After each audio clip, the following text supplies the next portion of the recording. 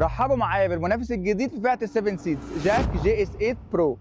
ليد بار امامي مكمل بعرض العربيه كله، شبكه كبيره جدا، كاميرات 360 وكاميرا هنا عشان تقرا العلامات على الطريق، موتور متغطي بالكامل 1500 سي سي، التربو بيطلع 182 حصان و300 تورك مع فتيس دول كلاتش 7 سرعات، خشب في الباب، امبينت لايتس مكمله في التابلو، دبل سكرين فيهم ابل كار بلاي واندرويد اوتو، مخرج يو اس بي مش تايب سي، وايرلس شارجر، الفتيس شكله روش قوي والحته دي كلها من الخشب وشكلها فخم جدا، سقف بانوراما مقسوم على اتنين، الكرسيين اللي قدام كهرباء فيهم تسخين وعندك مرايات تعتيم الكتروني، المساحات اللي ورا مقبوله، عندك فتحتين تكييف ورا ومخرج يو اس بي وتايب سي، وعندك 2 اير باجز في القوايم اللي ورا، باجمالي 8 اير باجز ودي حاجه مش بنشوفها في عربيات اغلى منها. الصف الثالث مناسب للاطفال وعندك كاب هولدرز ومخرج يو اس بي وفتحه تكييف فيها تحكم في المروحه، ليد بار خلفي مكمل مع الليد بار اللي قدام والشنطه كهرباء ودي مساحتها، والكرسيين الزياده طالعين تكفي كام شنطه صغيره كده. فمن غير ما اطول عليك قول طول بالتفاصيل في العربيه دي، تقدر تشتريها ب 50% مقدم وقسط على سنه بدون فوائد، وكل ده هتلاقيه في الليس، ممكن تزورهم في اي فرع، القطاميه، زايد، العجوزه او النزهه.